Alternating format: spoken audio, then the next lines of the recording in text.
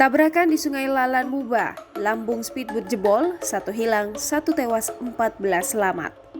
Tabrakan antara dua speedboat di sekitar muara primer P17 Desa Agung Jaya, Kecamatan Lalan, Kabupaten Musi, Banyuasin, terjadi pada Kamis 4 Desember 2020 pukul 4.30 waktu Indonesia Barat.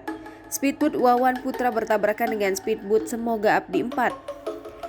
1 orang dinyatakan masih dalam pencarian, 1 orang tewas dan 14 orang berhasil selamat dalam musibah tersebut. Sementara lambung speedboat Semoga Abadi 04 mengalami kerusakan parah. Camat Lalan Andi Soeharto SSTP yang dihubungi menjelaskan, tabrakan dua speedboat bermesin 200 PK ini terjadi sekitar pukul 04.30 waktu Indonesia Barat. Selain itu, ada 3 orang mengalami luka-luka dan telah mendapat perawatan di Puskesmas Bandar Agung. Korban selamat dan tak mengalami luka sebanyak 11 orang. Sementara Kapolsek Lalan Ibtu Junarni menambahkan, pasca terjadinya kecelakaan tersebut, pihaknya bersama Polairut Polres Mubah langsung melakukan olah TKP dan pemeriksaan sejumlah saksi yang ada. Berdasarkan informasi yang dihimpun, tabrakan antar speedboat terjadi di Sungai Lalan, tepatnya di depan muara primer P17 Desa Agung Jaya, Kecamatan Lalan.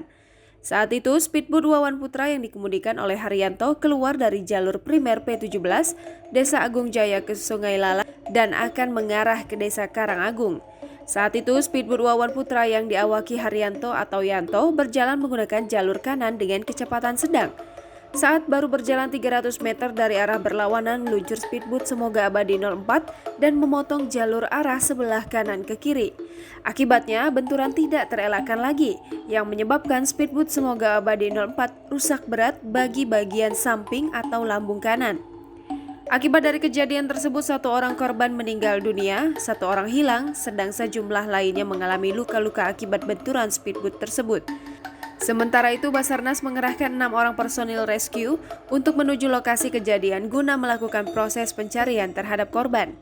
Tim rescue Basarnas Palembang akan berkoordinasi dan mengkoordinir unsur SAR gabungan untuk melakukan operasi SAR tersebut. Unsur SAR gabungan terdiri dari Basarnas, TNI Polri, Pemda setempat seperti pihak desa, bahkan dengan pihak medis terdekat serta unsur potensi SAR lainnya yang disesuaikan dengan kebutuhan di lapangan.